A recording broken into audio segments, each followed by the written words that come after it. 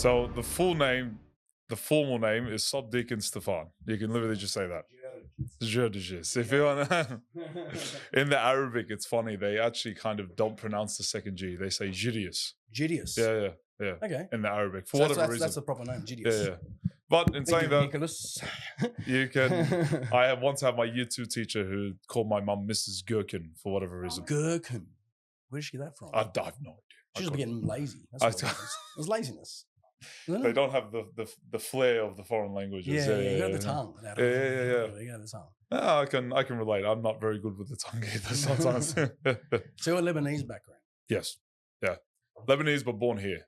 Despite what my accent apparently says. A lot of people think that. Yeah, you got the accent. Yeah. But strong. I'm born here, raised here. Yeah. The only theory I have where my accent comes from is my dad is full on Arab. Oh, that's where it probably came from. My mum she was raised up here when she was much younger, so she sounds a lot more Aussie. Yeah. And apparently I like to watch a lot of TV when I was younger. So somehow I'm the hybrid. I'm the mixture of all of them. We all did though. How old are you? When were you born? I was born in 95. Jeez, you young. Young man. I'm getting older. Like my wife always keeps picking me, saying I'm closer to 30 now. So thank you. Yeah, okay. Thank you. Okay, yeah. But 30 is a big year in Christianity. It's What's that? It's when Jesus started his ministry at the age of 30. According to the Jewish tradition, it was when you actually started your public ministry. So whenever someone's close to 30, it's like, all right, now you're going to have to get started. Oh, really? Yeah. So. Did you always want to do that? No, not really. It's kind of funny how the closer I've gotten to 30, the more and more I'm doing this kind of stuff now. So God help me when I actually do reach 30. I don't know what I'm going to be doing. Yeah, but that's good. That's the way to do it. Well, just go along with it, right? No plan. Live by the Spirit. Yeah. That's what Jesus says, John chapter 3. Those who live by the Spirit. It's like the east comes from, the wind comes from the west. It goes to the east. We don't know where it came from. We don't know where it's going. That's what it means to live by the Spirit. It's a beautiful thing. It is beautiful. Yeah. And Maronite. Maronite Catholic. So how does, I sort of looked into it a bit. Yeah, that's all right. How did that happen from the Catholic Church? Like, how's it separate? All right. So what ends up happening when the apostles spread out and they start preaching, a lot of them start to go into what you call the Syriac Oriental regions. So that's modern day Iran, that kind of area. And back then it was called Persia. So Christianity started spreading there. And what the Syriacs had, what makes us a bit unique, is they were more poetic in nature. But the reason why we're Catholic is because we recognize that the Pope of Rome, so the Bishop of Rome, we recognize we need to be in communion with him. So we're Maronite Catholic Church. Okay. We eventually, because of persecution, kept being pushed more and more south until eventually we ended up in the mountains of Lebanon. And if you ever go to Lebanon, there's a valley that's quite literally called the Valley of the Saints. And there's churches that are built into the mountains to avoid the persecution. Really? There's a whole bunch of stories there. There's so many. Yeah. It's remarkable. Which way do you take? Where do you even start? Well, then you can go to how did Christianity, how did that start? Well, let's start all the way from the beginning. We can start there. Why not go backwards? So, from the Catholic Church, obviously, how did the Catholic Church start? So, from Christianity. So Jesus Christ in Matthew, I believe it's in 16, if I remember right. Giselle will be able to help me out there.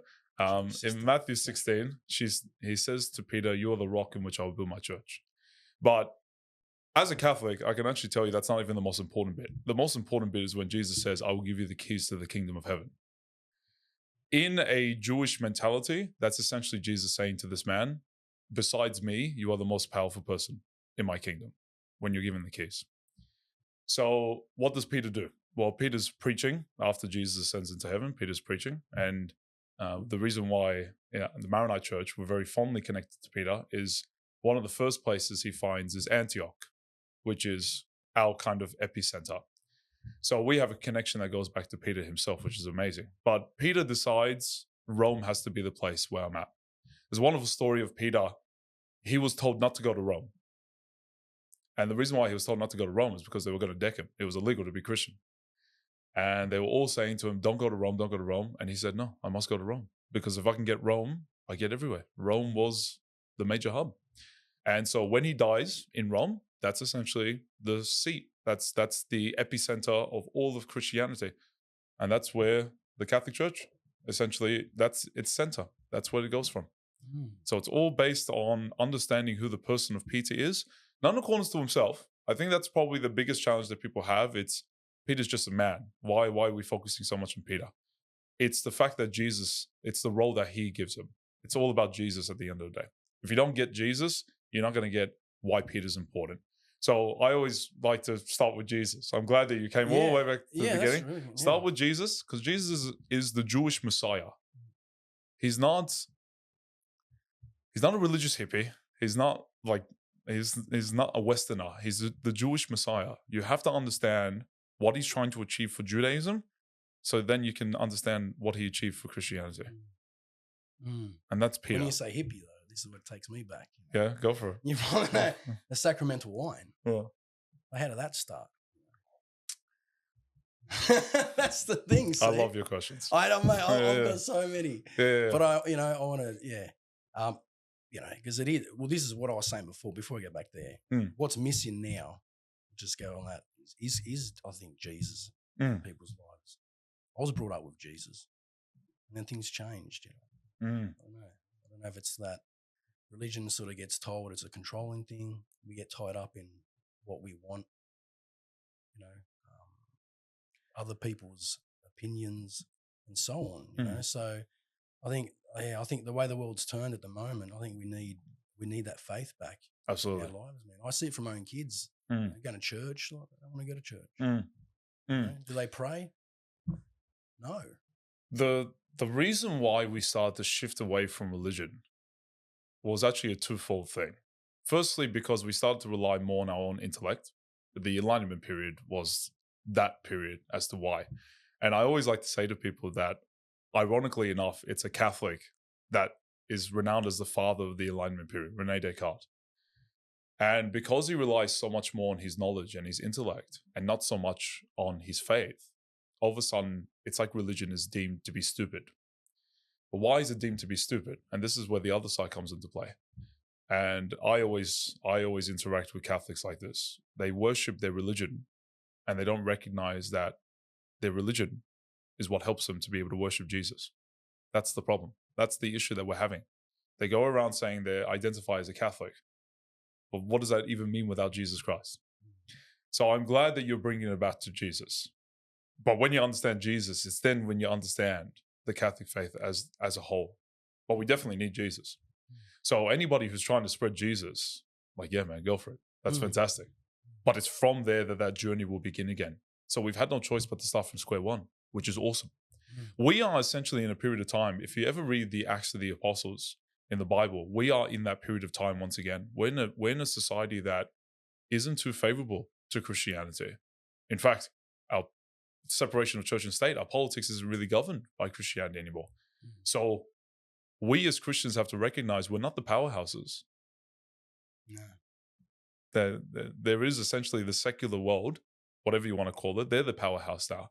We have to start from square one. So that's why you have to come back to Jesus. This is where I think it's heading. Yeah. And it's not for us now to understand our generation. It's the younger generation. They need to get that back or it's gone. You got this fourth industrial revolution coming. Yeah. AI. You know what's going on, right? You know, and the way there's putting our kids, stuff in our kids' heads, you know, the internet, the computer. Like it does help, like doing stuff like this I've just discussed before. Thank God. To get the message out, right? But what it's doing to the younger generation. Even the sexuality as well, like that's getting confused. Big time. You know? Big time. Cotton On, I brought these up before. They're selling female self-pleasuring female stuff on Cotton On. Cotton On? Yeah, no one really knows about it. Go on and scroll down, self-pleasuring, self-love it's called. And they're selling. My daughter shops on there. She's 14. You understand what's happening? But the ironic thing is, and this is just me being active in my parish, this younger generation, they're recognizing the filth. Yeah, they are. They're recognizing it more and more. And I was once speaking to one of the fathers at our parish, and the way that he described it was brilliant. And it's exactly what Jesus did when he was around. The line now has been clearly drawn. You know how when it first kind of starts, they're like, you know, it's not that bad. Like, that's how sin works. It tries to get you bit by bit until eventually it can kind of come in its full form, right? And that's what Jesus was combating against. That's why Jesus, a lot of times, is seen as a bit of an extremist. Like he's setting the bar far too high, but that's what he's combating against. Crucified. Yeah, exactly right. So this father was telling me that's what's happened with this younger generation. The line has now been clearly drawn. So you are either completely with this world, or you've got no choice. You're completely against it. And in them being completely against it, what ends up happening? Well, they recognize that they need Jesus. So many more of them are coming back. They start off with other spiritualities, maybe. But the way that we word it in the Catholic faith, and this is how St. Paul does it as well, is that these different religions, when you keep following the progression, all of them in some capacity, they end up leading you towards Jesus. Of course. Because these religions, so I can respect the beauty, for example, in Islam, as an example. But eventually it comes a point in Islam where it's like, there's answers that are missing now. Where do I find those answers? Then you find that Jesus is the one that's answering that. Well, they do believe in Jesus. Yeah, they do. I didn't realize that. That's the most amazing thing aspect of it. Yeah. And when you actually look at all the faiths in some capacity, they all mention Jesus in some capacity, shape, or form. Yeah, what's the debate there, I guess, is the word. Right? Jesus is the word, or God's the word. Was that right? Yeah, and in the beginning was the word, and the word was with God, and the word is God. That's John chapter 1. Yeah, well, there you go. He knows. It's so beautiful. It's poetry. Is beautiful. Yeah. And that goes to any sort of faith. Toltec wisdom. I don't know if you know about that one. The word is black magic. You know, you can poison someone's head, and that creates hell in their head. You know what I mean? It's sort of the same sort of thing. Like, it believes in like heaven and hell is here. It's in here. It's how you want to perceive how you live. The Gospel of John, when it uses the word, so it literally starts off with the word. In the beginning was the word. John is using a Greek philosophical term. He's a Christian. I thought the Greeks were pagans, like as far as I'm aware, right? But why is he using it? He's using it because he recognizes that there is truth that somewhat consists and subsists. So the terminology that's used is the truth subsists in the Catholic faith, but in some capacity is being shared with the other faiths as well. So these other faiths have some rays of light. So what's John doing? He's saying to the Greeks, hey, you got something right here. I'm in agreement with you. The word is amazing, but let's keep going. Let's not just be satisfied with the word. Let's keep going. Who is the word? That's when he starts to bring Jesus into play. And that's what we need to do as well. The debate culture can be very poisonous. It can be very good at times, but it can also be very poisonous because it pits us against each other. But if we sit down in dialogue, similar to how St. Paul, he's speaking to the men of Athens and he says, I can see your God-fearing men. He sees all their altars. Like, how can they not be God-fearing men? Right? But in seeing all their altars, he uses that as a platform. And he's essentially saying to them, I see your God-fearing men, but let's not stop at your marbles and your statues. Let's keep going here. Let me tell you about a God that is not confounded by your marble and your statues. Jesus Christ. And then goes on from there. So conversation is very important. But I'm glad you're here too. It's been lovely so far. And we've only started, thank God. Okay, so like how do you bring that back into the family? How do you bring Jesus back when it's sort of lost? How do you bring it back? Yeah. Do we need a disaster? Do we need evil to pop its head out? What it's doing?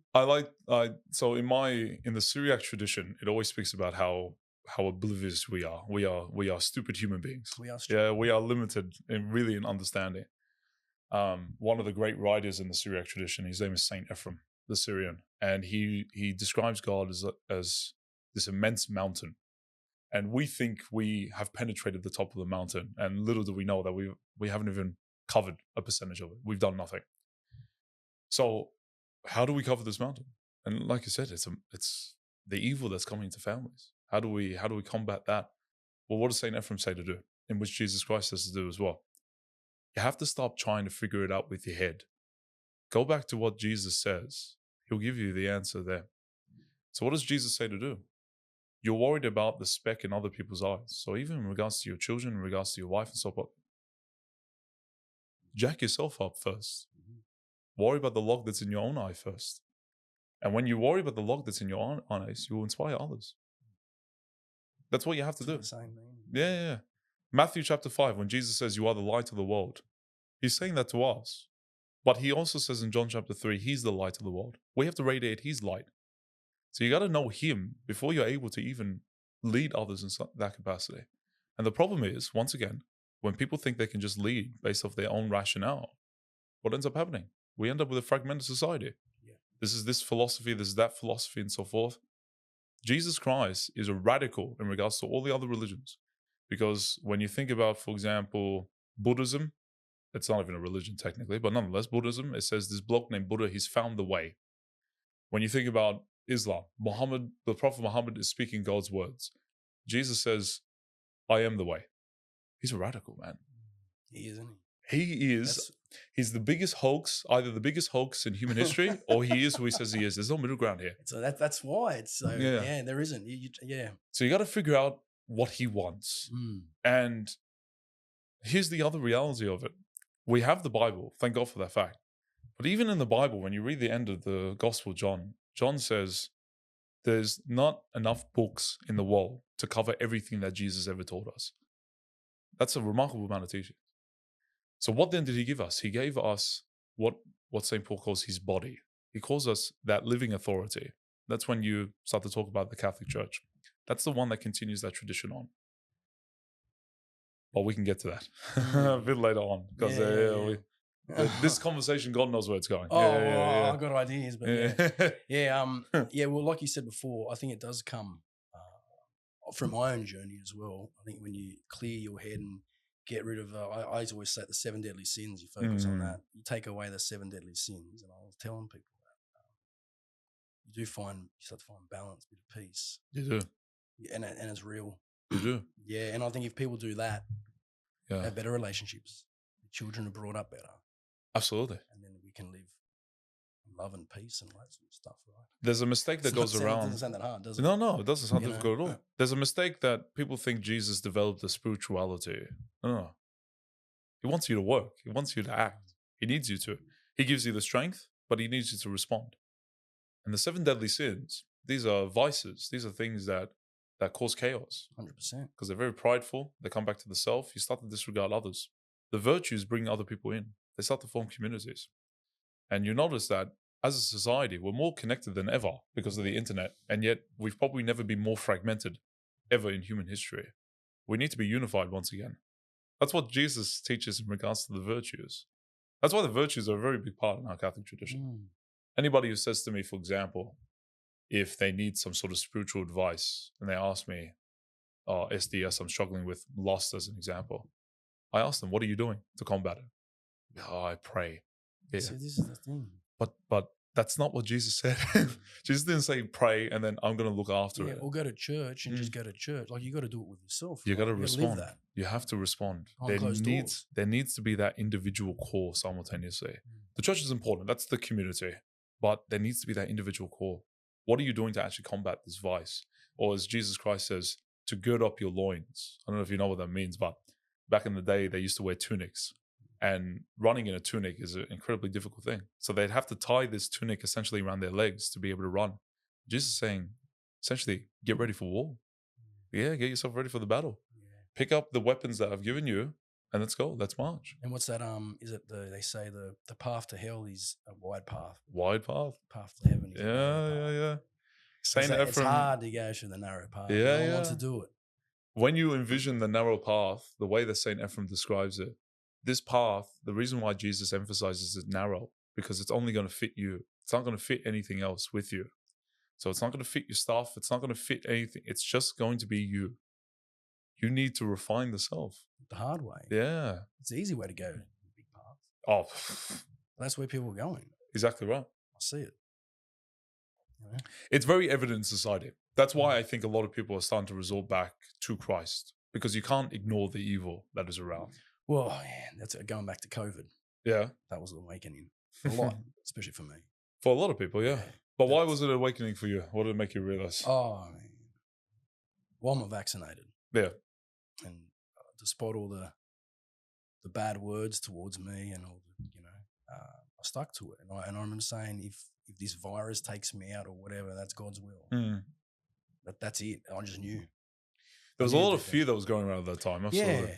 There was a lot of fear, and that's what starts a segregation. That's what starts I reckon force collapsed, and then they want to start up in this new world filled with, I don't know, AI and to me it's segregation. Psyops. They want to segregate people, and that's what I think.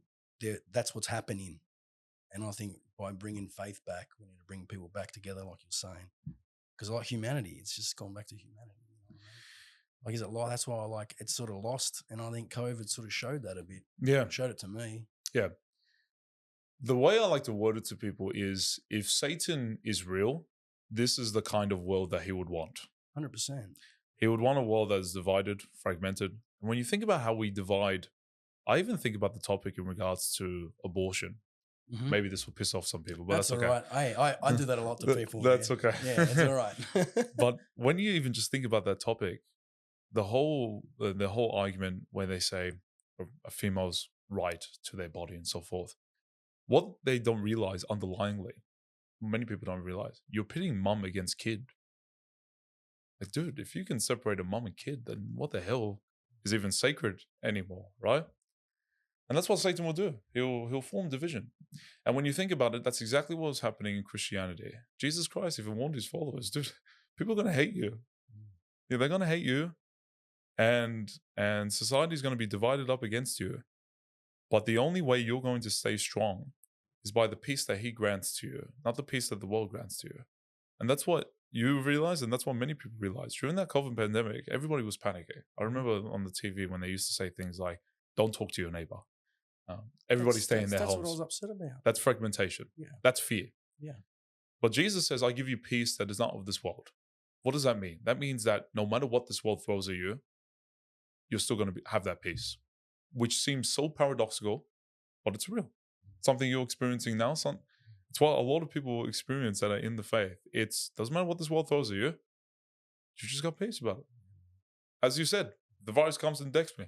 It's God's will. Thank you. Yeah. That's what it was. Yeah, it took away that fear. Yeah. It was a gut feeling too. Like, it felt sick. Obviously. Yeah. You know what I mean? Because you're going against the sheep. Yeah. You know, you're going against the tide. You're going against it all. And I guess that's what takes you back to Jesus. Like, he went against it. Big time. The evil. And everyone good seems to be, attacked. Yes. So this is like, where do we live, man? Are we in a simulation? Oh my gosh, you're going to start that philosophical. But people are. This is the questions now. You know what I mean? Yeah. It's all out there. Like, what is it? The simulation theory I've always found very interesting. It's interesting. Yeah. I've always found it a very interesting theory. But I remember I was reading a philosopher in regards to it, and he essentially said, and this is what kind of helped me out, that if you keep going down that rabbit hole, whoever's put you in the assimilation, who's to say they're not in a simulation? Yeah, that's right. And you're just going to keep going. Could be going. someone in a garage. Yeah. You know what I mean? We're on a computer. Yeah. How far do you go? So how far do you go? And at that point, it's when you start to realize, once again, Satan's real. He wants you to be down that rabbit hole. He doesn't want that kind of peace, that consistency in your life. Whereas in the faith, which is very ironic about Christianity, it really much emphasizes mystery. Mystery not in the sense of it's not known. Mystery in the sense of we can't fathom it. You're called to just trust in the person of Jesus Christ. And there are immense amounts of mysteries. Like, I like to say to people, so whenever somebody poses a problem to me, they'll say, the wine, as an example, right? Yeah. What is the wine? How's that even possible, and so forth? And these are Christians. I'll be like, dude, what did God create everything from? Just think about that. And they'll have no choice but to say nothing. Literally nothing. What the heck is nothing? It's nothingness. It's not even black. It's just non-existence. How the heck do you manage to create everything from that? And that's when you realize that he's God, you're not. And the sooner you realize that, man, you'll experience a lot of peace after that. What is, like, okay, you see God as an entity, right? As a person. Well, he's this is it, like, there are many names for him. Well, this is going down the spiritual path, the universe, really. Mm. That's where a lot of people are thinking, They think the universe. Well, there's a connection there. When you get energy based, What eventually these people will conclude, hopefully so, is that, there are aspects of the universe that, once again, very powerful, very influential. Nobody should be dismissing that. But the more you investigate the universe, the more you find out, in and of itself, it had a beginning. In and of itself, it came from somewhere. Where did it get this strength from? Where did it get its power from? And ultimately, that's what, in the book of Job, that's what God is trying to get Job to understand. So he essentially sends Job on this master tour of the cosmos. And he's saying to him, where did all these things come from? And if we can fathom with the universe that it had some sort of beginning, then it means whatever is beyond the universe is even more powerful than that. Something that doesn't have that beginning. The universe is observable, but the thing that has to be behind it, or the entity or the being, and many people have many different names for God, that is just beyond fathomability, really. It's all the same, though, to me. The universe and God? Well, just the same, like you say, Jesus Christ, faith and, God, and even the universe, it's the same sort of thing. It's like takes you back to loving yourself. God speaks through us, Jesus in us, and the universe, the energy base. I just think it's the same sort of thing. Yeah. That's what I think. Yeah. So that's, I completely get what you mean. And to a certain extent, people question it now, Yeah, they're questioning that stuff, absolutely. Look, what you're talking, to put a term on it, it's called pantheism. Okay, good. You got a name. Yeah, thank God. And pantheism is essentially God is in everything, and therefore everything is God. Right? That's how they kind of go about it. But this is where, once again, when you read the teachings of Jesus Christ, and when you read what he's revealed, he's saying that this is a God that is not confounded in things. So, in the book of Exodus, Moses sees the burning bush. It's a bush that's not burning. Like, it is burning, but it's not burning simultaneously. What a great paradox that is, right? And Moses is speaking to God through this burning bush. And Moses' immediate instinct, because he's raised up in Egypt, and he's raised up with all of the pagan religion of Egypt, the mythology, all the different gods. So his immediate instinct is, who are you? Who do I say that you are when the people ask me? Like, are you Ra? Are you, I don't know the other Egyptian gods, and God's immediate answer isn't even a name. His answer is, I am who am. He's the thing that's not confounded by things. He is the reason why things are even here. And that title in and of itself gets us to conclude that, yeah, the universe needs him, and the universe reflects him. In our Syriac tradition, we emphasize that creation is a witness of God. That's what St. Ephraim says. So in other words, when you look at a tree, in some capacity, it's reflecting God. When you look at humanity, in some capacity, it's reflecting God. But God is not bound by that thing. God is still exclusive of that thing, because he is the very reason why that thing is there.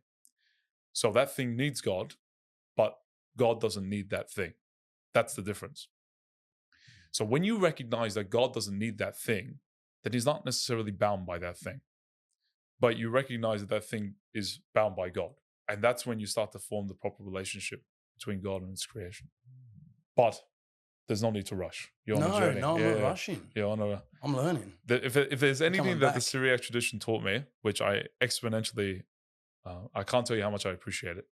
Take your time. Your journey is here for a reason.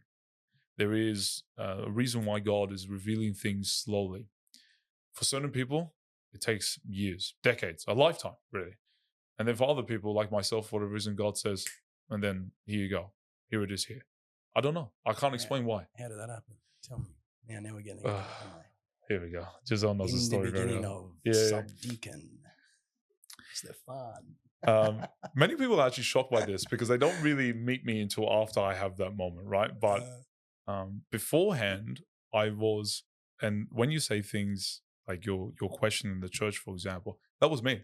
When I was my younger self, I like to call myself younger, arrogant Stefan. I thought that I knew everything. So I was pushing back against certain teachings, right? And then there was only one thing that I never doubted. I never doubted God. I doubted everything. I just never doubted God.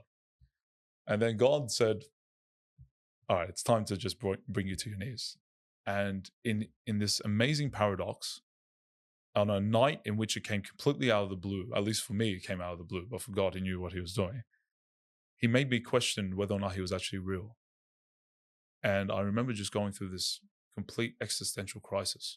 I started questioning everything. I started doubting everything, right? But I had a picture of Jesus on my bedhead that my mum put there because, mum being a very beautiful Maronite Catholic, there's just Jesus everywhere, right?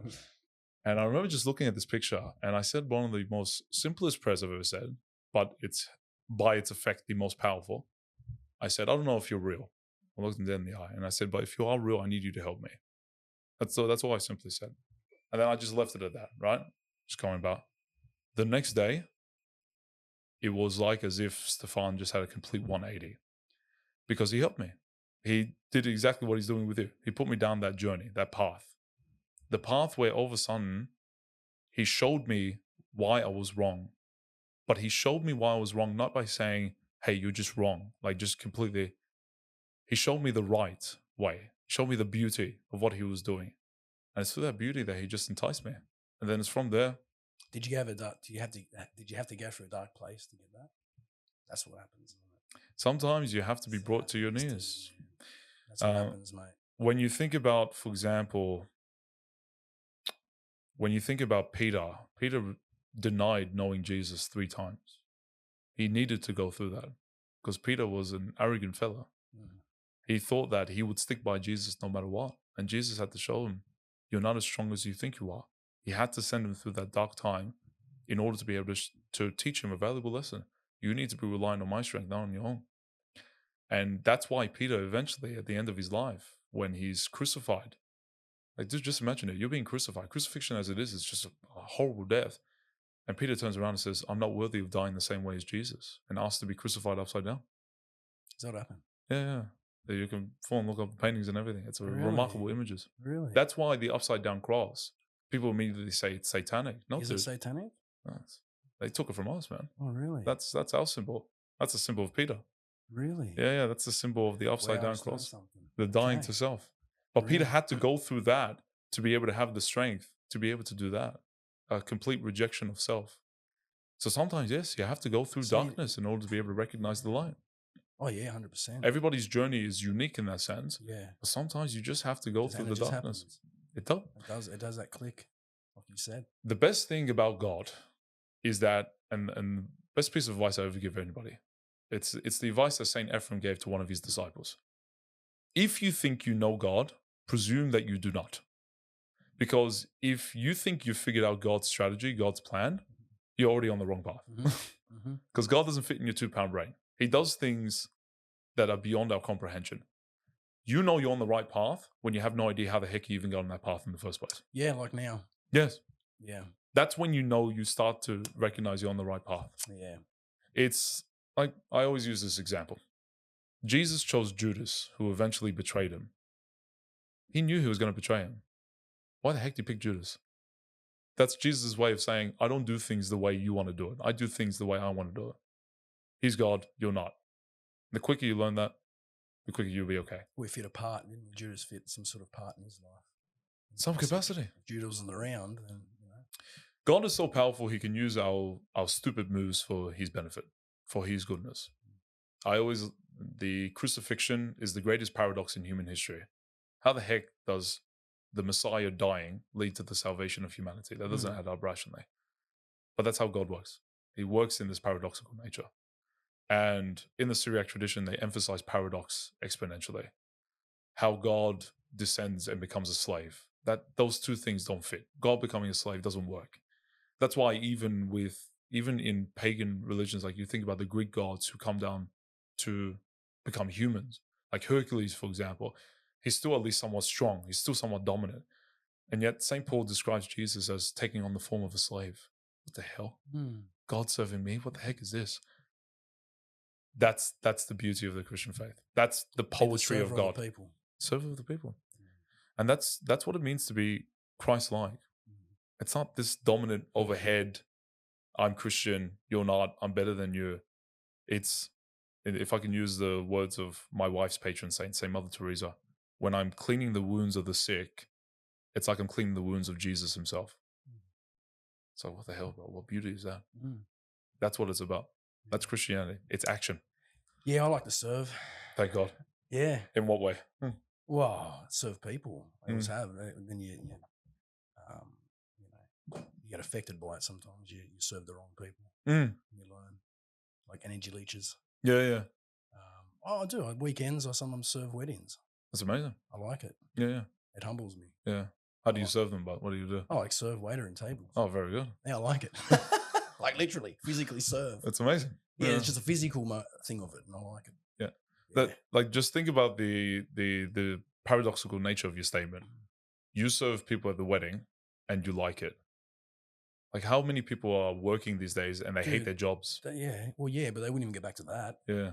You know what I mean? Like, it's going back. It's like they were young. Yeah. I like it. It humbles me, and it's sort of it's like giving back in a way. There's a joy that's meant to come with our work. Yeah. And that's what you're experiencing. Yeah. Even with people as well. Like, you know. But it goes, just to go back to you said the Greek gods as well. This goes to the Olympics. I want to go, it's Odysseus? No, Dionysus. How do you say his name? Dionysius. Yes. You're talking about one of the wine god. Yeah. Hey, this is where we're going, eh? Yeah. How do we? Well, okay, I saw your post up there too at the Olympics, and what you said about it was right. You know, to fight it with love. Is that right? Combat everything with love. Yeah. Don't hate it. But that was a funny one. Yeah. Oh, absolutely. What happened at the Olympics was. But then they used it as saying as the Greek. It's the Greek god, wasn't it? Of wine and parties. Look, this is where the problem with that statement is that when you look at the table and you see 12 others with this god, it's like, that's not in Greek mythology. And little kids and stuff up there. Yeah. And all that sort of stuff. Yeah. They're trying to mix the two. So confusion is where Satan works. It works in the realm of confusion. So when you start to mix in Jesus with these other things, that's when you start to get confused. But you bring up a valid point, though. Like the Greeks have God for wine, God of wine, God of partying. Yeah, before Jesus. And when you think about it, there are many gods that achieve these absolutely remarkable things. Who's Jesus and what makes him so different? Well, there is one difference between all of them. Firstly, I want you to understand as well that if you have similarities between all these different gods, that's expected. Like we're talking about God at the end of the day, right? You expect some similarity. You expect some remarkable achievements to be formed by these gods that are beyond human capacity. So all these different religions are trying to reflect that. What's the difference? I have no historical proof for Hercules. I have no historical proof for any of these gods. I don't even have literal footsteps of them here on earth. The most documented and written about man in human history is Jesus Christ. We have more manuscripts about Jesus himself than we do about Julius Caesar, which is just absolutely mind-blowing to me. You're talking about one of the most famous Roman emperors of all time, and we have like 30 manuscripts of Julius Caesar in comparison to thousands of manuscripts affirming the person of Jesus Christ. And literally all of them are repeating the same message. This guy came, preached, they hated him, they killed him, he resurrected from the dead, uplifted humanity with him. Dude, whenever I have those doubts, I always go back to the fact. I always go back to that fact that Jesus Christ was literally around. Nobody denies that. Or at least nobody with an essence of credibility. But the other reason why I don't deny that, and I'll share a little bit of a Maronite fact with you. Jesus says that his followers will be performing remarkable signs, remarkable feats of abilities and powers and miracles and so forth. If you're properly following him, that should be happening, right? We have one of our Maronite saints. His name is Saint Shudbert. He died in 1870. Since his death in the 1870, and to give a little bit of background information as well, which makes this even more mind-blowing, is that he was a hermit. So a hermit essentially lives by himself in this secluded house. So in terms of the amount of people that knew this bloke, Shudbert McClure, and that was his name, the amount of people that knew this bloke is probably a handful. You're probably talking anywhere from 20 to 30 people. That is not enough to be able to be well known across villages, right? He dies in 1870. What ends up happening with this guy? They bury him. They go to bury another monk next to him. And there's this light that's coming out of his grave. Similar to how Jesus, they say that the light was radiating from him, right? His coffin is spilling blood. And I don't mean blood like little drops that you could say that. I'm talking about liters. They couldn't keep the thing contained. And since his death in 1870 to 2024, it's documented that he's performed over 40,000 miracles since he's died. 40,000 miracles. The bloke's dropping miracles like it's nothing. Why is that? Well, once again, if what Jesus says is true, then you will see the fruits of it. That's what Jesus says. You know a tree based off its fruits. You know that I'm real based off the fruits that come, right? We're seeing the fruits. They're almost undeniable. You don't hear about it because, like I said, evil is real. Why would the media cover it? But that's the point that I'm trying to express here. Sometimes we try to make these connections between Jesus and the other gods. No problem. I can understand the similarities. But Jesus is the only one that's still active now. And he's active now through his followers. And that's what makes him so mind-boggling. In comparison to all these other faiths that claim to be it, he's still working now. Oh, he's real. And it's not just him. It's not just Saint Chadwick. It's all these other saints as well that are just, they're doing these absolutely remarkable feats, and they're meant to be dead. That's the thing. Like even in stuff like Greek mythology, for example, or even with the Egypt, or whatever they used to call it back in the day, but all these different, when you die, that's it. You have to move on, right? But in Christianity, the paradox is you die, you live more than ever. And it just doesn't make an ounce of sense, rationally speaking. And yet, it's only after these people have died that they've performed these absolutely remarkable feats. He must be real. He must be real. Where do we go? That's the question. We have to just go back to him. That's what it ultimately is about. Like I said, it's either Jesus Christ is the greatest hoax in human history and he deserved everything that came his way, or he is who he says he is. And if he is who he says he is, he warrants all our attention. Give him the opportunity, and then he does the rest. That's literally what it is. My prayer when I said, if you're real, help me, was me simply just saying, I don't know what to do. You just take over here. I need you to just guide me down that path. I still don't know how I'm here. I don't even know how I ended up a subdeacon, dude. But I'm just going about life, and somehow I'm here. Right? And every single day there's something that's being added. And people ask me, man, you must have been really working hard. Like, what's your game plan? What's your goals? You know how so many people, they speak about life plans and so forth. I'm just saying, like, dude, I'm like the wind. I don't know what the heck I'm going. This is why you're here today. Like, you're so upfront about it. It was great. Like, where, time, that was it. I'm like, good. How good is that? That's the best way to be. Live by the wind. Live by the Spirit. That's what it is. Yeah. That's what differentiates the true followers of Jesus Christ from those that try to rely on their own intellect. Jesus will prompt you to do some things where you're going to be like, you sure? Like, what the hell? But if you have faith in him and you do it, you see the fruits of it. It's the same thought. See, I've been heading down the path of the universe. It's interesting. He sends you, like I said, everybody's journey is very unique. And he sends you down paths to reveal things to you. And eventually the totality is revealed for as long as you have an open heart. And I can say that people, even that are journeying, even with yourself, you think about the universe and so forth, when you're journeying with an open heart, God can still use that. Oh, yeah. He can still use that.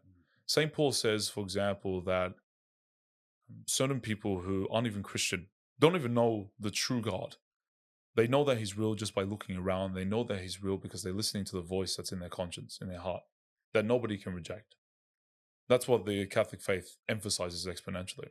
That's why, as a fun fact, the Catholic faith is such a big believer in the conscience that it does whatever it takes to protect it against any form of mandate. You need to allow people to make that free decision. So when you said, I'm not vaccinated, I reject the vaccine, as a Catholic, I back you. I must. That's in your conscience. I must back you. I cannot be turning around saying that you're wrong in that regards, because it's not a yes or no kind of answer. It's not as if you're asking me, is Jesus God? And I can say yes, and here's why.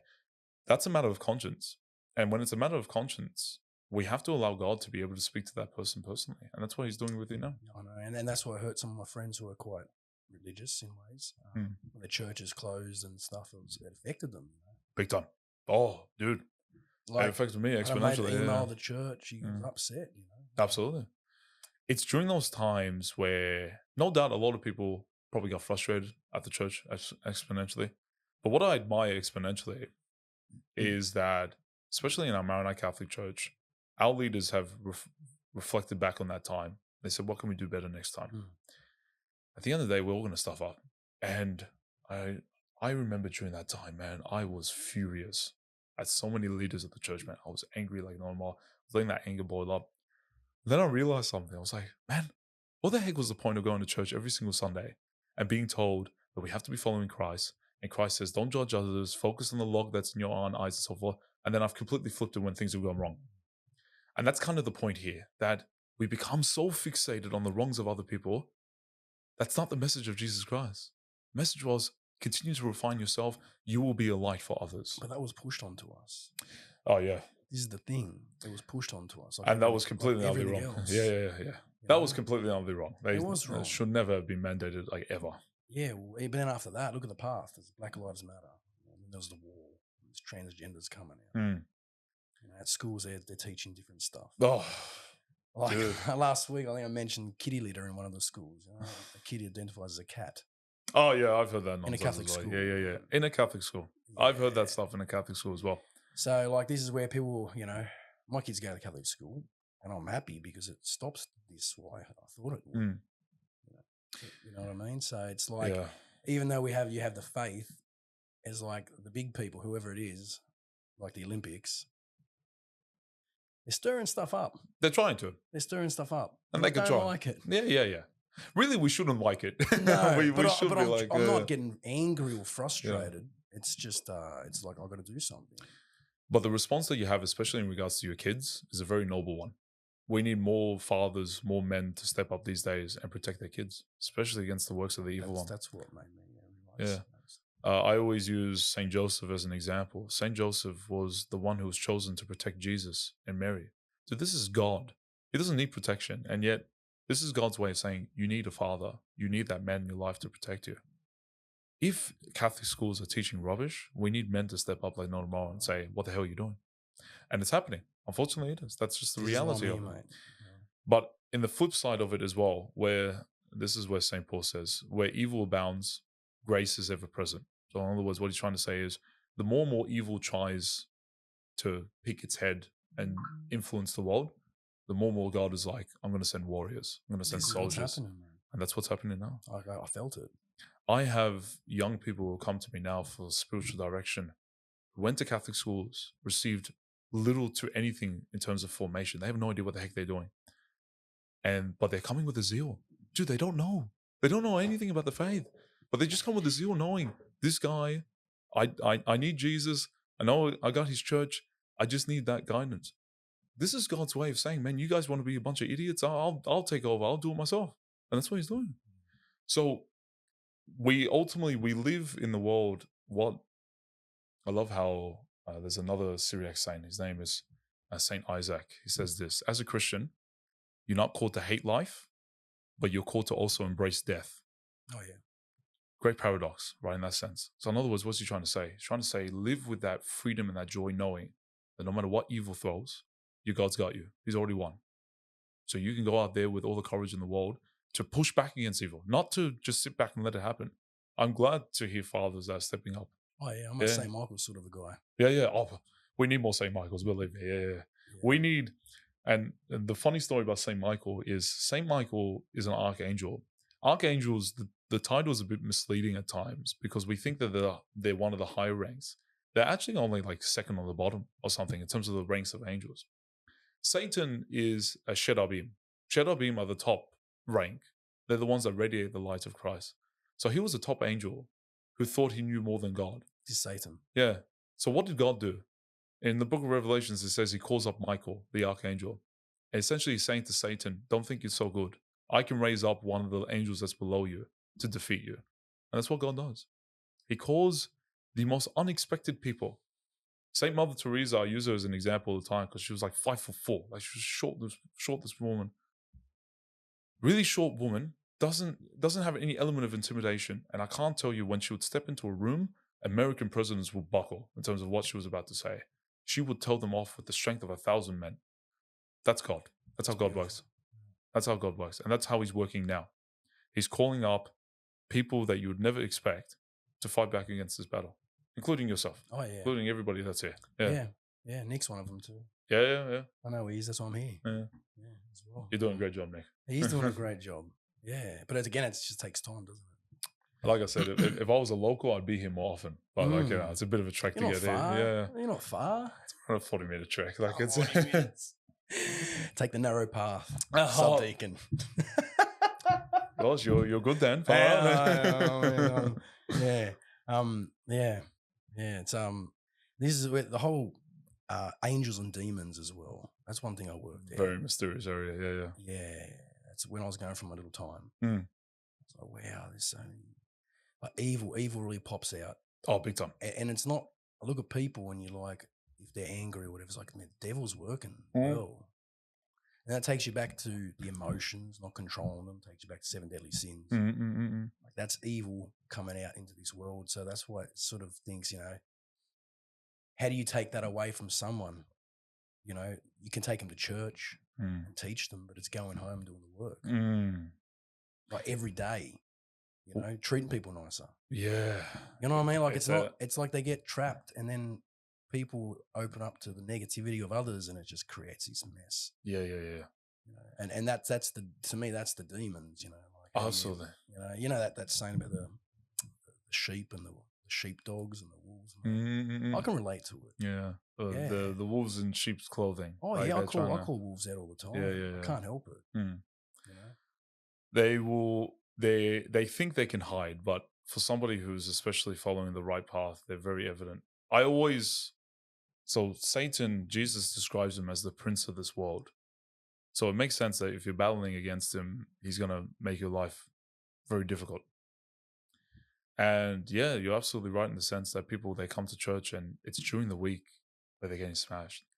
But when you think about it, dude, the reason why that is the case is because in the beginning, in the Acts of the Apostles, when the church was first being developed, they would form these communities. They would leave everything behind and they would just come and be in these communities. We have lost that sense of community as a society.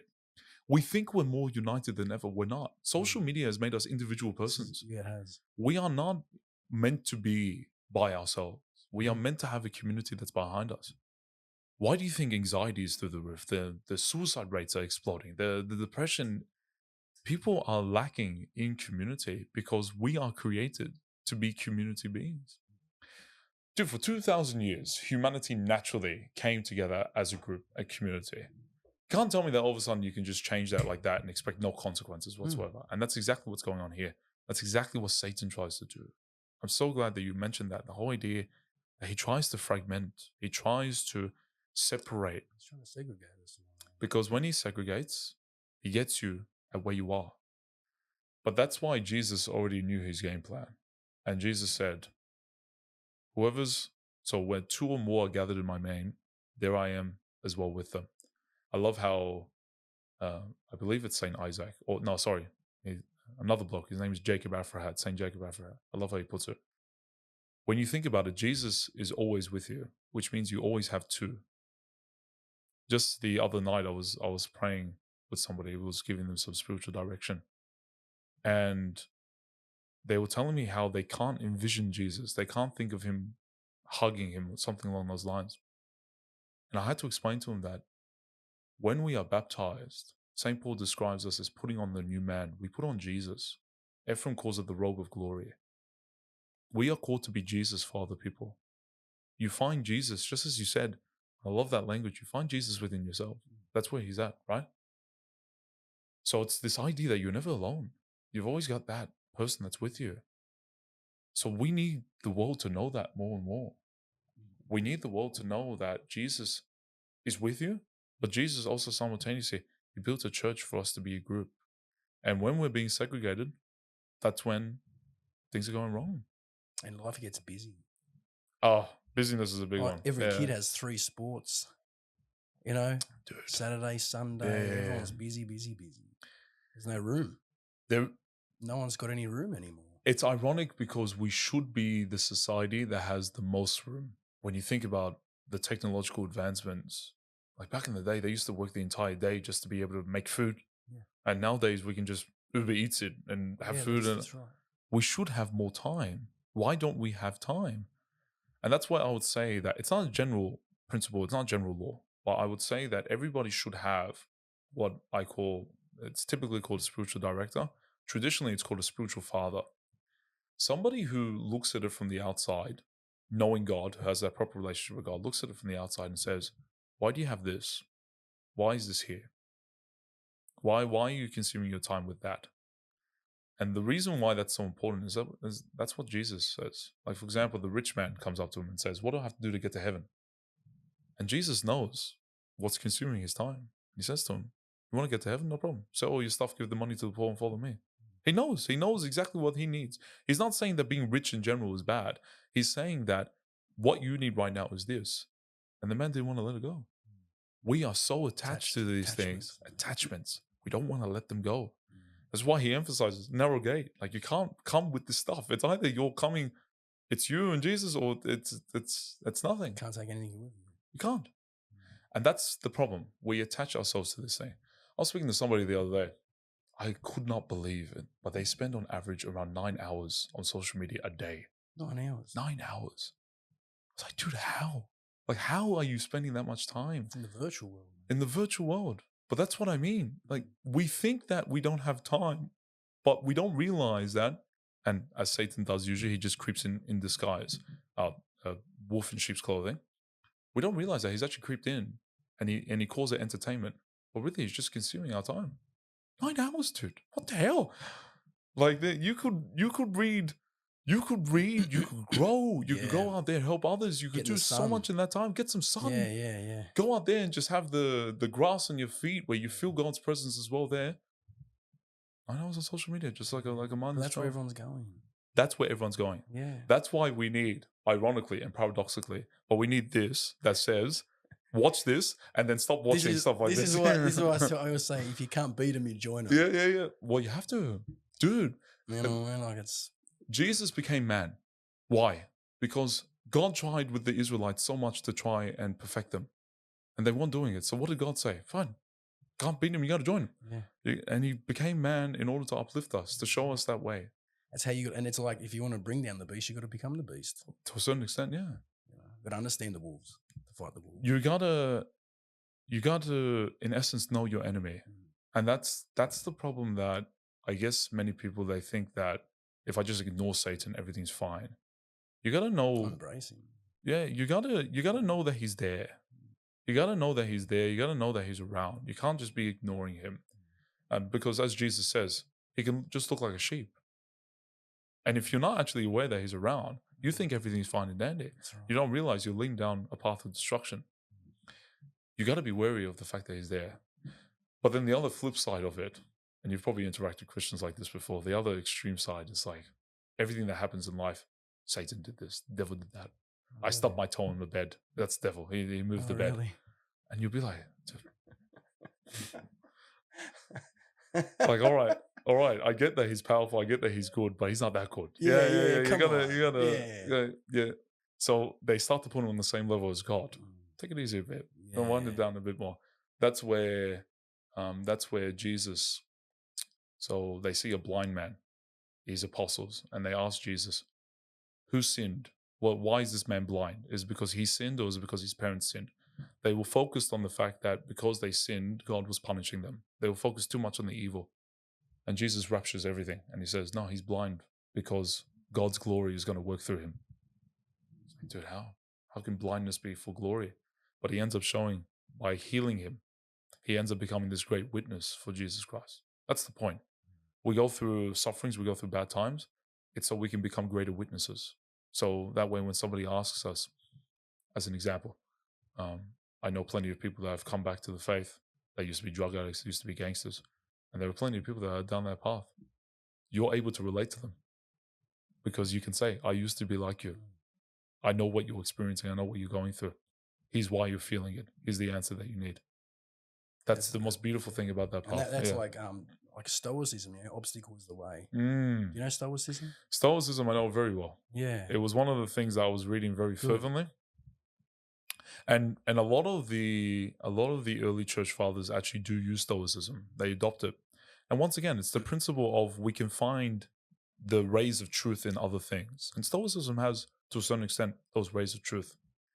So the Stoics can teach you things like discipline of the self, and things can't come in and affect you unless you actually open yourself and you let them affect you. So I love that sense of discipline. But once again, and this is where it kind of, we can put the barrier here, is that it's a man-made philosophy. It's always going to have its flaws. Jesus' faith doesn't have its flaws. The man-made philosophies will always have flaws. So it can be 95% good, but that 5% can sometimes be enough to be able to send down a person down the wrong path, right? So somebody once asked me, what do you think is the flaw in Stoicism? And I said, well, when I was reading Marcus Aurelius, he found emotions to be stupid. That's what he wrote in his demonstrations. And I'll turn around and say to him, emotions aren't stupid. They're part of what it means to be human. You ought not to just be dismissing them. Instead, there is a controlling of emotions that we are called to be. But, for example, if you see, as you say, like schools brainwashing these kids, you should be mad. You should be angry. That kind of stuff should be pissing you off, really. Well, it does internally. Yeah. And the way that you're able to use that anger as almost like a sign to say you need to do something, that's a beautiful thing. But Stoicism would almost say, just be a robot. Don't let it bother you. No. If you actually express it to a certain extent, just as Jesus and one of my favorite gospel passages is when he goes around flipping the tables in the temple, because they've essentially made it into a marketplace. He said, you will not make my Father's home a marketplace. By him expressing that anger, he's sending the message loud and clear. I'm ticked off. Here's why I'm ticked off. And I'm doing something about it. Emotions are that outward expression. You ought not to be dismissing it in its entirety. And that's where I think if you take Stoicism to its extreme, that's where you can end up. So once again, it's not dismissing the beauty of things. Other things can be beautiful. It's all about Jesus has come here to give us the fullness of life. He allows us and he teaches us to be able to balance everything. And that also even includes Stoicism, that we are able to adopt it in our life. But we are able to adopt it properly because Jesus Christ has taught us the fullness of everything as well. We adopt all sorts of religions, don't we? It's all the same, isn't it? No, sort of. You're asking a brilliant question. It's just how many paths you take, Another one, it's probably controversial. That's okay. Psychedelic. Yeah. Oh, okay. Like there's a lot of things coming out now, Yeah. And that then takes you back to the Greek mythologies and stuff. They made psychedelic wine and beer, and then it takes you to that link, to Christianity. There's that question I always think about as well. Like right now, they're using psychedelics as a way to cure, ayahuasca, sort of stuff, get the demons out. Yeah, heard that kind of stuff. Yeah. For most people. People experiencing that aspect of freedom. Yeah. You got that side of faith as well, that belief as well. So it's sort of whatever way you take. To me, it's the meaning of the good meaning you get from all types of faiths, and I think Christianity is the one that spreads the love the most. So the sacramental wine that always makes me think. Jesus back then he cured the sick. If it was a day today, that's what people think. If that was now, what would it be? Would it be the same path as psychedelics? That's the question.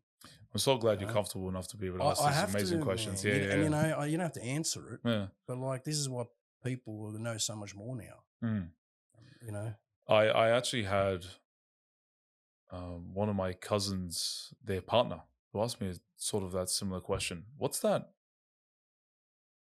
name of that drug that they take? It's the chemical that's released when you're dying. DMT. And this you would have been asked this probably. Essentially, the friend came up to me and asked, like, I've taken DMT. And this guy was like, it actually helped me come closer to God. And believe me, if you asked me maybe 5 years ago, I would have called you an idiot, right? Yeah. But the way that I simply worded to people is this. Our Lord Jesus Christ came and became man to meet people where they're at. We are very quick to judge. We're very quick to come down to these conclusions of what you're doing is demonic. Stop doing that, including psychedelics and so forth. But what I would say is when I sit down with individual people, and that's what we need to treat them as, individual persons. There are people who have said they have these experiences and it's helped them to come closer to God. What becomes the problem if you keep going down that path? Yeah, because I'm not going to say to that person, no, you're not closer to God. You're wrong. I'm not going to say that because this is, once again, the personal faith journeys that happen.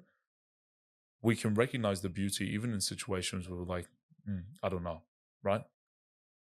But what would I then say to that person after that? When Peter rejected Jesus 3 times, and he experienced that darkness that helped him to be able to grow closer to God. I certainly would not advise Peter to do it again. Yeah. I would tell Peter to take that and keep on growing, right?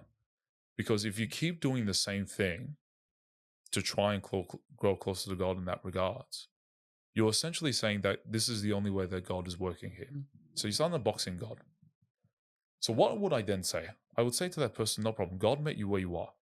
Okay? I'm not going to reject that. God met you where you are. But then the next step, what does he want from you? That's the next question you have to ask. He met you where you are. Now it's about what does he want?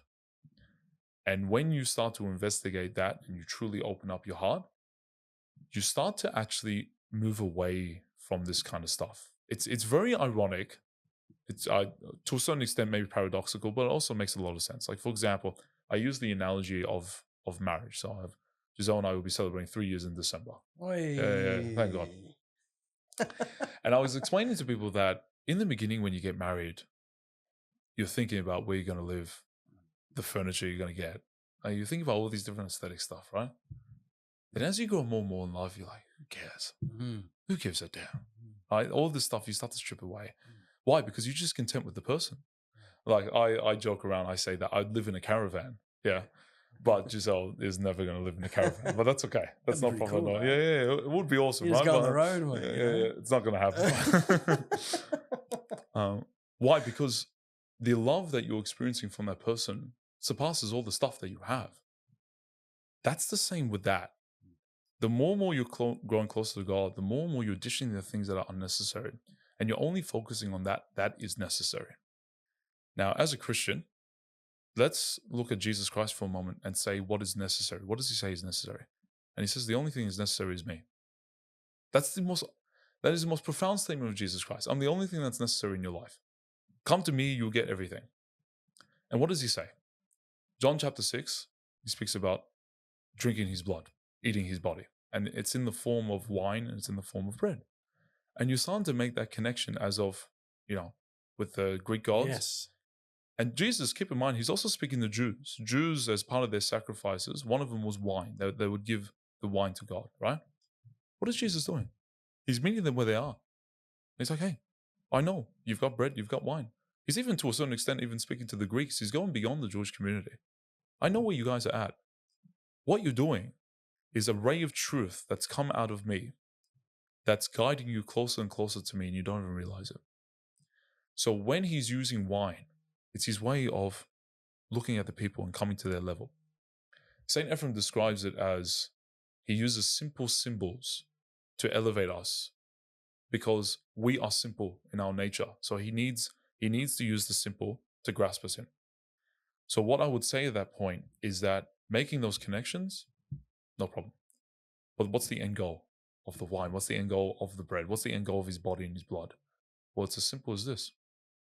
He wants to be that unified with you. He wants to sanctify you. He wants to make you into him because he is the supreme human being. So he gives you himself. That's the end goal of all of that, right? And he's using those things that's poking your mind. It's no coincidence, Dan, that you're thinking about this kind of stuff, right? Because he's using that stuff that you're thinking and he's saying, keep going. Don't stop. Keep going. Keep going down that rabbit hole. And then eventually he nabs you. He's like, I got you there. And then it's at that point where it's like, all right, either he's right or he's wrong. And it's when you make that pivotal decision then. So right now on the journey that you're on at the moment, you're eventually going to have that moment in time where Jesus is like, are you in or out? That's it. Like that is he's good, isn't he? That's going to be a remarkable moment. You're either going to be in and out. And you see that all across the scriptures where he leads people and it's like, okay, you're either in or you're out. So for example, St. Paul, Saul of Tarsus, greatest Christian persecutor. He hated Christianity and hated Jesus. But what did he know? He knew the Old Testament. He knew the Jewish Torah. He was a Pharisee. He knew it exponentially. So Jesus appears to him. Says, Saul, why are you persecuting me? Like he comes down to his level. He's almost vulnerable with him. And Saul is blind for 3 days. That's not a coincidence that it's 3 days, dude. Jesus was dead for 3 days. Jesus was saying to Saul, I want you to be by yourself for 3 days. I want you to think about everything you've just experienced. And then the little unknown fact after that is that St. Paul, traditionally speaking, we say that he spent 2 years in the mountains of Damascus by himself, rereading the scriptures, receiving visions, receiving revelations. 2 years. So many people are so quick to make a decision in regards to their faith. They're so quick to say, God, I demand an answer right now. He spent 2 years rediscerning, rediscovering everything. And what did he see? He saw how God was leading him all the way. In the Old Testament, he was giving him hints, little tips, little images of himself. And eventually, Jesus Christ was like, here's the full package. Are you in or out? That's what he's doing with you.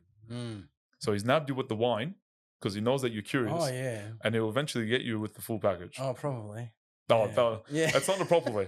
It's going to be an inevitability. Well, whether you choose or not is going to be the next step. I mean, this is why I'm doing this as well. Like, to bring that back, you got to find it yourself.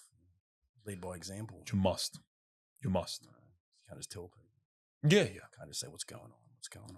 I would be a hypocrite if I said, for example, the Catholic Church is the church that Jesus, if I wasn't actually in the Catholic Church, if I actually didn't know what it meant to be part of the Catholic Church. That's what I mean. That all of us have a responsibility. St. Peter says in his letter, we have a responsibility to provide an answer. We need to actually be ready to speak to people. And that's what you're doing now. You're journeying to find those answers. And you've just so happened to call the subdeacon who's just talking to you at that point, right? All this stuff is not coincidences. You don't play dice with God. Yeah. So I'm still waking up. I'm still bizarre. Still sort of, you know. So. You got to be patient. You got to be... Yeah. I always say, Nick, Rome wasn't built in a day, right? Oh, absolutely. Look, Jesus, when he picked his 12, they were not perfect individuals, by no means.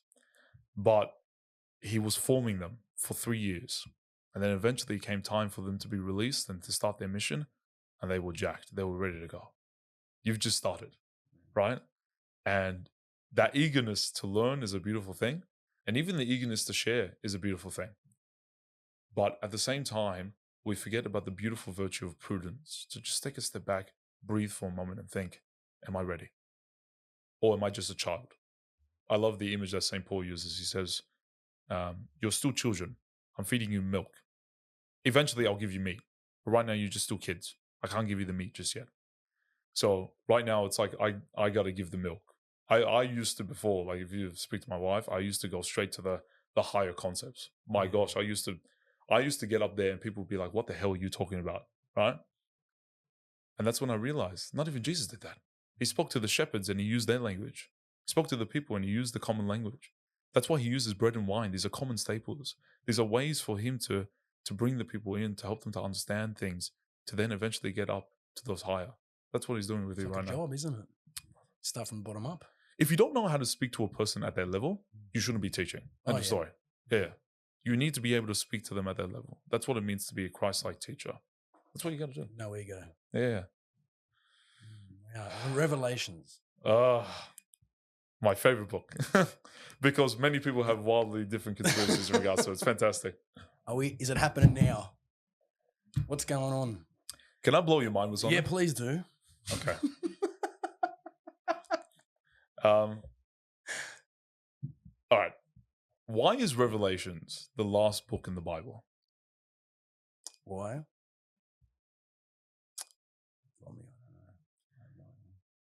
You have to read the rest of it before you get to Revelations. That's the simple reason why. Revelations is so simple packed that if you don't understand the rest of Scripture, you're not going to understand what St. John is talking about here. It's the type of literature, it's called apocalyptic literature. It's purposely symbolic. Because John would not have been seeing clear things. He would have been seeing these amazing symbols that have these deeper underlying meanings, right? So let's just talk about one of the aspects of Revelation in order to help us to be able to get to the next level. Because many people are like, isn't Revelation happening right now? I am not God. I'm not a discusser of God. And even the Catholic Church, to a certain extent, it's not as if it's silent. It gives direction. But Revelation is so mysterious that sometimes we just got to let God do his thing, right? Even the church says that. But the mark of the beast. That's the big one, right? So many people get to the mark of the beast. When you read the full passage. The mark of the beast is a number. The number is 666. And St. John actually purposely writes, so this is the revelation he's receiving, and he purposely writes, the number is a number of a man, and it requires wisdom to decipher. This is how good they were as writers back then. Like, I know that we think we're developed in the 21st century. They're just on a different level, these people. 666. Back in the day, the Greek language and the Hebrew language, they didn't have separate numbers, a number system to their alphabet system. Each letter would represent a number. When you spell out 666, in the Hebrew and in the Greek most commonly, in the Hebrew, it's actually translated as 616. But in the Greek, it's 666. Why? Because when you spell it out, the number 660, it spells out Nero Caesar. He was the emperor that was persecuting the Christians the most. He was horrible. He was dreadful. What's St. John saying? Well, firstly, the reason why it's in code is because when you think about it, that's how they communicated. They had to communicate via letter. And just as now with our WhatsApp messages and so forth, they have to place it behind an encryption to ensure that people just can't get our messages. John was doing the same thing. He was encrypting his message. So he was giving a message of hope to the Christian people, but he was warning them simultaneously. Nero Caesar was threatening Christians, and he was saying, you either follow me and reject your faith, or I kill you. One or the other. And St. John was saying, this is the bad guy. You have to watch out for this guy. Don't be dropping your faith just because he's threatening your life. When you start to read Revelation with that historical context, yes, it gives us messages for now. I'm not trying to dismiss that. But you also start to read it in light of what John was trying to articulate to the message to the people at the time. Because believe it or not, when you read the beginning of Revelations, it's written as a document that's meant to be sent to 7 churches at that time. That's where I think people entrap themselves. So when somebody asks me, is Revelation happening now? My first answer, being a Syriac, is, well, I don't know. Like, I'm not going to pretend to be God's advocate, right? I don't know what's happening. But I will show these things to them as one simple reason. To show them that Scripture is beautiful, but to show them that Scripture has an underlying meaning. And it has a meaning that we Westerners will not pick up easily, but the Jews back then picked up very easily. So before anybody says to me, Revelation is happening now, so forth, I challenge them. Read Scripture, read Revelation in light of everything that you've read, and then come back and we'll have a chat. But if you're gonna have those individual sections to me, then it's just going to be, you're going to be saying essentially, I can interpret this better than how the person who literally wrote it interpreted it. And that's where I think we go a bit wrong. So let me pose to you a question, if you don't mind. Why do you think Revelation is happening now? Or do you think Revelation is happening now? Well, someone who has lost the touch of Jesus and stuff. Obviously, pandemic, viruses, global stuff. Collapse of an empire. Just seems like the cooler of history. Yeah. Like it just seems, and I speak to a few religious people. They do mention 27 or 2033. Jesus may return. Yeah. Because is that Maronite second coming of Jesus? Is that what you the guys? Second coming of Christ is across the board in Christianity. It's a belief. The difference is that we never attempt to predict when. And the reason why is because Jesus Christ says, you know the day, know the hour. The example I give all the time, whenever somebody asks me, I saw this video and this guy calculated it and he said that Jesus is coming back in 2035, as an example. I always use this example. I say, every single century since Jesus Christ himself, there has been somebody who has said, yeah, Jesus Christ is coming back now. Every single century. And every single century, they've been wrong. Unless Christ has come back and nobody's noticed, which contradicts what he actually says, because he says, you know when I'm back. We've all been wrong in that regards, right? So what then is Jesus trying to say to us? He's trying to say, I am coming back. But if you're fixating on when I am coming back, it's actually pulling out a bit of a problem that you have inside. And that is, you want to know when you can start to fix yourself so that way you don't miss out. you don't want to start working now. Whereas Jesus says, every single waking second of your life, you better be working to grow closer to me. That's the difference. Stop worrying about the future. Jesus, I love how he puts it. He said, the concerns of today are enough. Don't worry about the concerns of tomorrow. Deal with what you have today. Tomorrow will eventually come. So stop worrying about when I'm coming back. Do you reckon he come back within us? Maybe that's what it's about. Maybe that's what we need, what people need, not you. He said, you're there. you're not good for my pride, bro. The internal second coming, it's very interesting that you mentioned that, because for each and every one of us, there is indeed some sort of experience of an internal second coming. There has to be, when Jesus comes into our life, right? And there is another aspect of the second coming. When you die, you're going to meet Jesus, who's going to be your ultimate judge at that point, right? But in terms of if he's coming back, Jesus says it as clear as day. He says, just as I left, this is how I will come back. So he's definitely coming back, right, in the physical. And I think about that day as just such a G up. It's going to be an extraordinary day. Yeah, it'll be an extraordinary day. Yeah. Whether or not we'll get to experience it, though, while we're here on earth, is completely up to him. But this is what I mean, and I'm so glad that you bring up things like the internal second coming. Is he coming back in us? Old Stefan would have immediately said, stop being an idiot. Yeah, it's obvious what this is the case, right? The language that I use now, you would have noticed, is to a certain extent, you've got it. You've got some sort of the message, but don't just stop there. Let your curiosity keep going. Yeah, let that faith continue to grow. We have dogmas in the Catholic faith. They are set teachings. You have to believe it as a Catholic. But they're not meant to be fences that box in your faith. They're meant to be foundations that you build off. That's the church's way of saying, this is what we believe. Keep going. Doesn't just stop. So we declare Jesus to be God. Okay, but what does that mean? Keep going in that regards. So in regards to the second coming, he's actually coming back, yeah.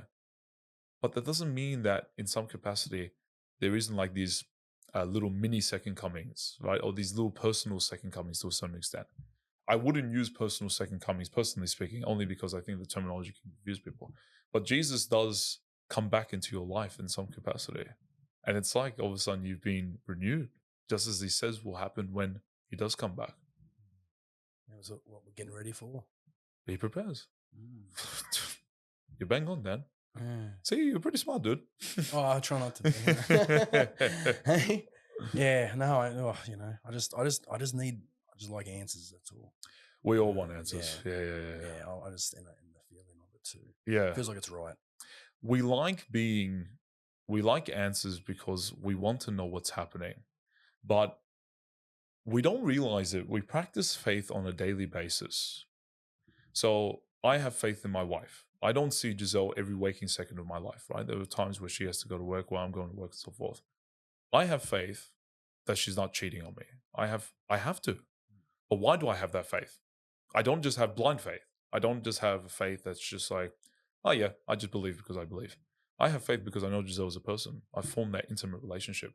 That's what faith with Jesus Christ is. It's having trust in him. If he is who he says he is, if he has chosen not to reveal certain aspects, we trust that he's doing it for the right reason. And this is where, if I can bring the Syriac tradition once again, Saint Ephrem articulates this, and he says, God is as vast as the great ocean. Think about how intimidating the ocean is. Like if I was to place you right in the middle of the ocean, where land is tens, if not hundreds of kilometers away from you, it is the most intimidating place to think about. You don't know what you're going to do. You're outside of your comfort zone. You're outside of your nature. It is beyond you. That's what happens if we try to figure out God. We're going to be bombarded. We're going to be, I guess the term is anxious, because we're trying to fulfill a role that's not ours. And I would ask you to read the book of Job in the Bible, because I just love when, so in a very quick nutshell, Job is going through suffering. He's going through suffering in his life, but he's a righteous man. He's done nothing wrong. So he looks up to God and he said, why am I suffering? And he, in the book, it says he writes his defense and he signs it and he points to the heavens and he's like, I demand an answer. Why am I suffering? I shouldn't be suffering. And God doesn't give him an answer as to why he is suffering. He could have, but he doesn't. Instead, what does he ask Job? He says to Job, where were you when I laid the foundations of the earth? And he gives him a tour of the great cosmos. And he says, essentially, if you think you can do a better job, you do it. When you contemplate on the greater things and you contemplate on how small you are, you become more and more content with the fact that thank God, God is God and I'm not. That's his role. It's not my role. My role is to do exactly what Christ has instructed me to do. Anything beyond that, that's not outside my capacity, is when I start to almost introduce anxiety into my life. That's not a relationship with Jesus. That becomes more of a knowledge thing. So that's why Christ says, focus on your relationship with me. Everything else will be fine. Just build that relationship with me. That's what we need to do. I'm into that. Right. All right. When you form the relationship with Christ, everything else starts to come. I even say to those that oppose the Catholic Church but are Christian, I say to them, the more and more you form that relationship with Jesus Christ, the more and more you start to realize, dude, this guy started a church. And that church is looking a lot like the Catholic Church. But that's an episode for another day. Yeah. I've got to come and see. I'll come to you. You're more than welcome anytime. Yeah, I'm going to check you out. Hey? I'll check you out. What do you reckon? I don't know. No, good. Yeah. That's good. Where do I've seen your Instagram. It's pretty good. Thank you. Yeah, I like it. Mm-hmm. It's good. It's funny, a few little funny things. Yeah. So where do people find you anyway? You can head over. I've got a YouTube channel where I've got some of my talks as well. Subdeacon Stefan, and I'm based at Christ the Redeemer, Maronite Parish of the Hills. That's my primordial place. And a lot of the times I'm presenting faith talks there, or I'm doing the homilies on Sunday, something along those lines. And that's where essentially you can find me. So yeah, I will. You're more than welcome to head over to my Instagram. I will. Yeah. And do you work a lot with youth as well? Oh, yeah. So I'm the youth chaplain at Christ the Redeemer, or technically the assistant, but they just call me the youth chaplain anyways. But yeah, I work a lot with youth. I work especially not only in chaplaining the committee, but also individually. I give spiritual direction. A majority of the people that I give spiritual direction to are people my age, if not younger. So for anybody who needs that kind of one-on-one, you're more than welcome to DM me. We can go from there. Yeah. Thank God. It's been good fun. Yeah. But like I said, I have no idea how I got here. It's God's work. Yeah. That's the only way I can answer it. Because if Giselle and I were reflecting on this the other day. A few years ago, I had like this frustration that was building up in me because I wasn't doing anything. I wasn't presenting talks. I wasn't doing anything. I was thinking, man, like, why do I feel like I'm a dog on a leash at the moment? Like, and I'd share it with Giselle, and Giselle would be like, don't worry, your time will come, and everything is going to add up, right? And during that time, I went through a lot of reading, a lot of training. And eventually, when you let go of that leash, now I'm here, and I'm just like, man, that makes so much sense. So it's about trusting the journey that he's placed you on. Yeah. No, you're on this is why you're here. I just felt like connected to you too, just seeing you. No, it's been great. You're pretty hip too.